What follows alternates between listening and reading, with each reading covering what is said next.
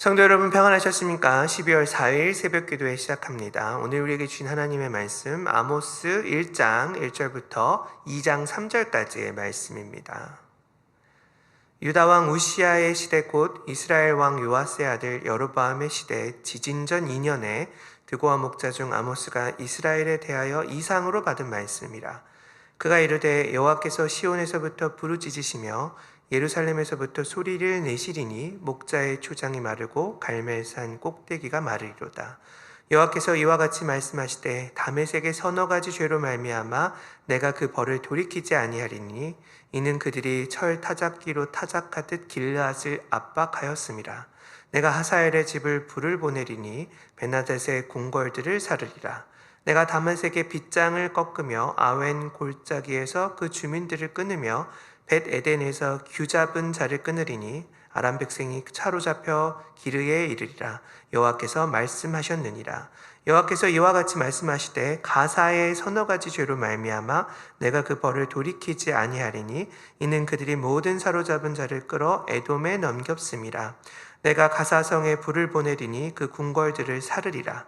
내가 또 아스돗에서 그 주민들과 아스글론에서 귤을 잡은 자를 끊고 또 손을 돌이켜 에그론을 치리니 블레셋에 남아있는 자가 멸망하리라. 주 여호와께서 말씀하셨느니라.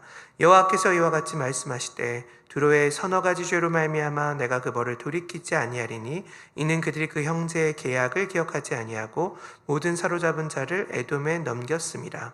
내가 두로성에 불을 보내리니 그 궁궐들을 사르리라. 여호와께서 이와 같이 말씀하시되 에돔의 서너 가지 죄로 말미암아 내가 그 벌을 돌이키지 아니하리니 이는 그가 칼로 그의 형제를 쫓아가며 긍휼을 버리며 항상 맹렬히 화를 내며 분을 끝없이 품었음이라. 내가 대만에서 불을 보내리니 보스라의 궁궐들을 사르리라. 여호와께서 이와 같이 말씀하시되 암몬 자손의 서너 가지 죄로 말미암아 내가 그 벌을 돌이키지 아니하리니 이는 그들이 자기 지경을 넓히고자 하여 길르앗의 아이벤 여인의 배를 갈랐음이니라. 내가 라빠성에 불을 놓아 그 궁궐들을 사르되 전쟁의 날에 외침과 회오리 바람의 날에 폭풍으로 할 것이며 그들의 왕은 그 지도자들과 함께 사로잡혀 가리라. 여호와께서 말씀하셨느니라. 여호와께서 이와 같이 말씀하시되 모압의 서너 가지 죄로 말미암아 내가 그 벌을 돌이키지 아니하리니 이는 그가 에돔 왕의 뼈를 불살라 재를 만들었음이라. 내가 모압에 불을 보내리니 그리옷 궁궐들을 사르리라. 모압의 요란함과 외침과 나팔 소리 중에서 죽을 것이라. 내가 그 중에서 재판장을 멸하며 지도자들을 그와 함께 죽이리라. 여호와께서 말씀하시니라. 아멘. 오늘부터 몇 주간 아모스서 말씀을 우리가 살펴봅니다. 이 호세아가 끝나고 났더니 아모스서입니다. 여러분 쉽지가 않죠? 제가 이제 큐티 편집하는 사람이 아니어서 왜 이렇게 심판의 말씀을 연달아서 보는지 그거 알 길은 없지만 적어도 호세아서와 아모스서를 연결해서 보는 의도 정도는 생각해 볼 수 있을 것 같습니다. 이거 왜 그런 거냐? 호세아서랑 아모스서랑 쓰인 시대가 비슷하기 때문에 같이 보는 겁니다. 여러분 어느 예언서나 1장 1절 혹은 1장 1절부터 해서 한 2, 3절까지가 정말로 중요합니다. 왜 중요하냐? 하나님의 말씀은 그냥 무시간적으로 아무 때나 그냥 울려 퍼진 게 아니라 특정 시간, 구체적인 상황 속에서 울려 퍼진 말씀이기 때문에 그렇습니다. 이거를 우리가 잘 알아야 되는데 그래서 1장 1절 말씀 혹은 1장 1절부터 2절 3절까지 말씀을 확인한 채로 메시지를 읽는 것은 정말로 중요한 일인 겁니다. 오늘 이 부분을 좀 자세히 우리가 살펴볼 텐데 먼저 1절 말씀 요거를 한번 읽어보도록 하겠습니다. 유다 왕 우시아 시대 곧 이스라엘 왕 요아스의 아들 여로보암의 시대 지진전 2년에 드고와 목자 중 아모스가 이스라엘에 대하여 이상으로 받은 말씀이라. 여러분 시대가 어느 시대라고 지금 나와 있습니까? 유다 왕 우시아 시대 곧 이스라엘 왕 요아스의 아들 여로보암 시대 이렇게 나와 있습니다. 호세아도 여러분 잘 기억해 보시면 여로보암 시대 때 들려줬던 말씀입니다. 이 북이스라엘을 개창한 왕이 여로보암이었는데 통상 그를 여로보암 1세라고 얘기하고 오늘 본문에 나온 요 여로보암을 여로보암 2세라고 얘기를 합니다. 그래서 오늘 1장 1절에 언급된 이 왕은 여로보암 2세인 겁니다. 여러분 여로보암 2세 시대 때가 어떤 시대였습니까? 북이스라엘에서 최전성기에 해당하는 시대라고 우리가 생각해 볼 수가 있습니다. 일단 영토가 가장 넓었습니다. 이 열왕기하 14장에 나오는데 그 영토의 넓이가 하맛부터 아라바까지라고 되어 있습니다. 하맛은 여러분 터키 바로 밑에 있는 그 지방인데 북이스라엘이 이런 영토를 역사상 가진 적이 없습니다. 또 아모스 4장 같은 데 보면 여로보암 2세 때가 굉장히 부유했던 시대라는 걸 확인해 볼 수가 있습니다. 왕이 지낼 겨울 궁전이 있고 여름 궁전이 따로 있을 정도였고 지도층들은 상하로 만든 침상에서 뒹굴거릴 정도로 아주 부유한 시대였습니다. 여러분 흙침대도 아니고 돌침대도 아니고 물침대도 아니고 상하침대였답니다. 얼마나 대단합니까? 게다가 여로보암 2세는 북이스라엘 다른 왕과 다르게 무려 41년간 통치했다는 것을 확인할 수가 있습니다. 북이스라엘은 유독 단명한 왕들이 많죠. 근데 41년간 이런 최전성기 시대를 다스렸던 왕이 여로보암이었다는 겁니다. 근데 여러분 열왕기 기자는 이 시기를 어떻게 표현하는 줄 아십니까? 41년간 북극강병하에서 영토를 최대한으로 넓힌 왕을 단 7줄로 처리하는 걸 볼 수가 있습니다. 우리가 왜 신문 같은 거 보면 단신처리라고 해서 정말 짧게 보고 넘기는 그런 기사들이 있지 않습니까? 여러분 그런 식으로 열왕기 기자가 이 여로보암을 취급했다는 겁니다. 열왕기 기자는 절대 객관적으로 역사서술을 하지 않습니다. 히스기야나 요시야는 다스린 시대에 비해서 몇 장에 걸쳐서 그의 업적과 하나님 앞에서 행한 행동들을 설명하는 데 반해서 또 다윗 같으면 아예 사무엘서 전체를 할애하지 않습니까? 이런 것들에 반해서 이 영토도 최대한으로 넓히고 무려 41년간 통치한 여로보암 2세 왕을 단 7줄로 단신 처리했다라는 겁니다. 게다가 아까 호세아나 아모스가 여로보암 2세 때 활동했던 예언자라고 하지 않았습니까? 근데 예언자들이 뭐라고 선포하냐? 이 시대가 아주 엉망이다.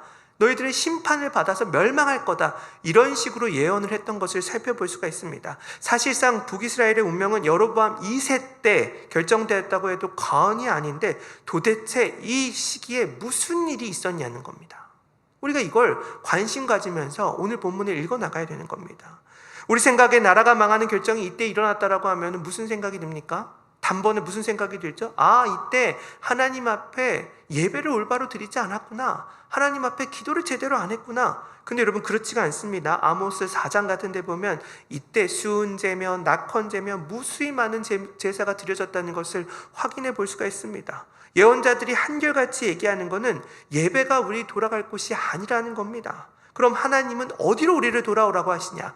요 관점을 가지고 이 아모스 전체를 읽어야 된다는 걸 우리가 1장 1절에서 확인할 수 있는 겁니다. 이거 첫 번째입니다. 두 번째로 1장 1절에 보면은 다시 한번 읽어드립니다. 유다 왕 우시아의 시대 곧 이스라엘 왕 요아스의 아들 여로보암 시대 지진전 2년에 라고 되어 있습니다. 아마도 여로보암 2세 때 큰 지진이 있었던 것으로 보이는데 신기한 건 이 얘기가 여기뿐만 아니라 스가랴서에도 기록되어 있다는 겁니다. 스가랴서가 언제인 줄 아십니까? 바벨론 포로 이후 시대, 바벨론 포로 다녀온 이후 시대 사람이 스가랴입니다. 아모스는 여러분 북왕국이 아직 멸망하기도 전이라 시기적으로 따지면 스가랴서는 한 200년 정도 차이 나는데 스가랴 14장 5절에 보면 이렇게 기록이 되어 있습니다. 유다 왕 우시아 때 지진을 피하여 도망하던 것 같이 너희들도 그러리라 라는 구절이 들어 있습니다. 여러분 이때 당시 인터넷도 없던 시절이잖아요. 근데 여러분 200년이 지났는데도 여전히 회자될 정도로 큰 지진이 아모스 때 일어났던 거고, 그래서 그런지 아모스서 안에서 지진에 관한 이야기 제법 많이 확인해 볼 수가 있습니다. 가장 대표적인 게 아모스서 8장 8절인데 거기 이렇게 기록되어 있습니다. 땅이 떨어지지 않겠으며 그 가운데 모든 주민이 애통하지 않겠느냐. 온 땅이 강에 넘친같이 솟아오르며 애굽강같이 뛰놀다가 낮아지리라. 솟아오르다가 뛰놀다가 낮아지리라. 이거 여러분 지진 현상에 관한 겁니다. 이런 식의 묘사들이 들어있는 거예요. 근데 여러분 아모스서는 이 지진이 왜 일어났다라고 기록하고 있냐? 하나님 심판의 일환 때문이라고 설명합니다. 물론 여러분 오늘날 벌어지는 모든 자연재해가 하나님의 심판이라고 말하기는 어려울 겁니다. 하여간 일부분은 나중에 우리가 다뤄보면 좋겠고, 어쨌든 1장 1절에 쓰인 지진전 2년이란 표현은 아모스서의 아주 중요한 배경을 제공해 준다라는 걸 기억하면서 오늘 본문을 읽어볼 필요가 있는 겁니다. 세 번째 우리가 1장 1절에서 살펴봐야 될 것은 아모스가 드고아 출신의 목자였다라는 겁니다. 드고아가 어딘지 오늘날 알 길은 좀 없습니다. 학자들이 추정하는데 아마도 남유다에 있는 땅 어디라고 우리가 추측을 할 수가 있습니다. 이거 무슨 말이냐? 출신은 남유다인데 예언자의 활동은 어디 가서 하냐? 남유다가 아니라 북이스라엘에서 하는 겁니다. 그래서 여러분 7장 아모스 7장 같은 데 보면 북왕궁 제사장 아마샤가 아모스의 예언을 비판하는데 비판할 때 뭐라고 비판하냐? 너는 너네 나라 가서 예언해. 왜 여기 와서 난리야? 이렇게 얘기하는 걸 볼 수가 있습니다. 그때 아모스가 뭐라고 얘기를 하냐? 나는 선견자도 아니요 목자요 뽕나무 재배하는 사람인데 하나님이 날 보내서 예언을 지금 하고 있는 것뿐이에요. 이렇게 얘기를 합니다. 우리가 여러분 여기서 뭘 할 수가 있습니까? 출신이 남유다이건 직업이 목자이건 하나님이 부르셔서 그 입술에 하나님의 말씀을 넣어주시면 그 사람이 예언자가 되는 겁니다. 그래서 예언자가 늘 의지해야 되는 게 뭐냐? 실력이 아닌 겁니다. 능력도 아닌 겁니다. 오직 하나님의 부르심, 그분의 은혜, 그분이 내게 넣어주시는 말씀, 이게 여러분 예언자 사역의 원천이 되는 겁니다. 여러분 성도를 성도되게 하는 것도 마찬가지 아닙니까? 우리 실력이 아닙니다. 능력이 아닙니다. 우리가 얼마나 기도 많이 하고 얼마나 하나님 앞에 절실하게 예배드리냐? 이거 아닌 겁니다. 그분의 은혜, 그분이 우리를 붙드시는 그 힘, 이게 성도를 성도되게 하는 거라는 거 우리가 생각해 볼 수가 있습니다. 마지막으로 1절에 보면 아모스가 이스라엘에 받은 이상이라는 말이 기록되어 있습니다. 이 이상이라는 말이 세 번역으로 보면 계시라는 말로 번역해놨고 같은 단어가 이사야서에도 쓰였는데 여기에는 환상이라는 말로 번역이 되어 있습니다.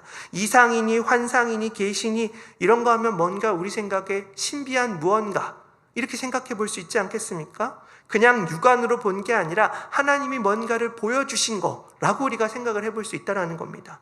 근데 여러분 아모스가 본 게 무엇입니까? 우리가 살펴보겠지만 천국이니 지옥이니 이런 신비한 무엇이 아닙니다. 천사들이 날아다니고 막 지옥이 어떻게 펼쳐지고 이런 거 본 것도 아닙니다. 이제 우리가 살펴보겠지만 그가 본 건 이렇게나 부유한 시대에 가난한 자들이 처참하게 있구나. 그거 아모스가 봅니다. 부유층은 잘 먹고 잘 살지만 가난한 자는 가난하여서 뭐 하나 주워 먹기도 어려운 이 시대 풍경, 재산은 넘쳐났지만 가난한 사람들은 계속 늘어나고 있는 사회의 부정이 불이, 성경을 이걸 보는 눈을 이상, 계시, 환상이라고 얘기하고 있더라는 겁니다. 그런 점에서 신앙이란 무엇을 보느냐, 또 보는 것을 어떻게 해석할 수 있느냐, 여기에 관련되어 있다는 걸 확인할 수 있습니다. 사람은 여러분 내가 보고 싶어하는 것만 봅니다. 같은 길 걸어도 사람들이 저마다 본 게 다르잖아요. 내가 보고 싶은 거, 관심 있는 것만 쳐다보기 마련인 겁니다. 근데 여러분 신앙이란 무릇 하나님 관심이 머무시는 곳, 거기를 향해야 되고 거기서 하나님의 마음을 느낄 때 우리의 눈도 계시의 눈이 될 수 있는 겁니다. 신앙은 무엇을 보느냐에 달려있다는 겁니다.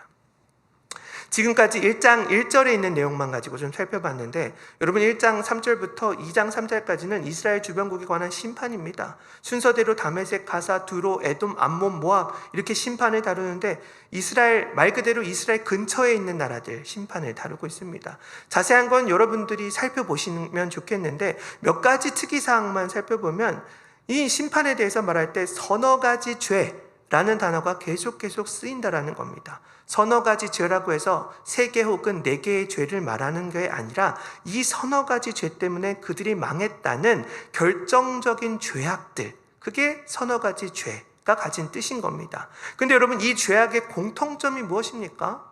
무수히 많은 이 나라들이 서너 가지 죄로 망했는데 거기에 공통점이 있습니다. 그 공통점이 뭐냐? 그들이 잔인한 행동들을 했다라는 겁니다. 상대방을 포로로 잡아가서 노예로 다른 나라에 넘겼건, 아이벤 여인의 배를 갈랐건, 형제를 잔인하게 학대하고 분풀이했건, 여러분 이런 것들이 여기에 공통점이라는 겁니다. 특히 거의 모든 잔인한 행동 뒤에는 전쟁 상황이 전제가 되어 있습니다.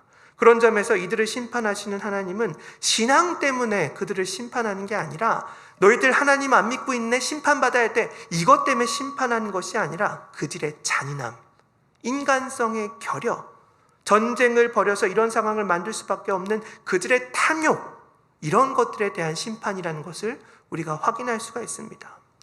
어느 작가가 전쟁은 피만 빼고 검은색이다, 이런 걸 표현한 걸 본 적이 있습니다. 전쟁에 여러분 색이 있을 수가 있습니까? 전쟁은 모든 것을 앗아가기에 암담하고 그래서 그 자체가 검은색인 겁니다.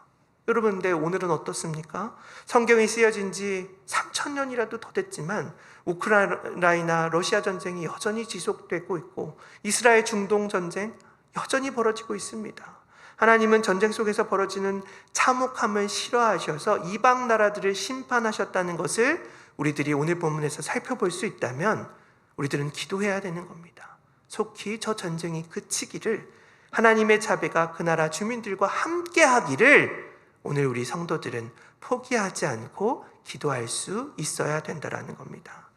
사랑하는 여러분, 여로보암 2세 지진 2년 전 이 목자인 예언자 아모스가 하나님의 부르심을 받았습니다. 이 위기의 시대에 그가 전한 메시지, 앞으로 우리가 살펴볼 텐데 그 메시지 우리가 주춧돌 삼아서 오늘의 위기를 잘 헤쳐나갈 수 있는 저와 여러분들이 되셨으면 좋겠습니다.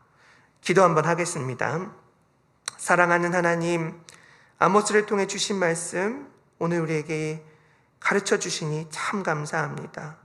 신앙을 가진 자는 풍요로움 속에서도 하나님 마음을 읽어낸 자라, 이렇게 가르쳐 주시니 감사합니다. 오늘도 우리 사는 동안 내 눈앞에 있는 물질만 바라보지 않게 하시고 우리의 시선이 하나님 관심이 머무는 곳을 바라보는 은혜가 있을 수 있도록 아버지여 저희들을 붙들어 주시옵소서. 추워지는 날씨 속에 구로동교회 지체들, 권속들 건강을 지켜주시고 오늘도 주님 은혜 속에서 하루 시작하고 하루 마무리할 수 있도록 주님께서 역사하여 주시고 저희들 보호하여 주시옵소서. 감사드리며 존귀하신 예수님의 이름으로 기도 올리옵나이다. 아멘.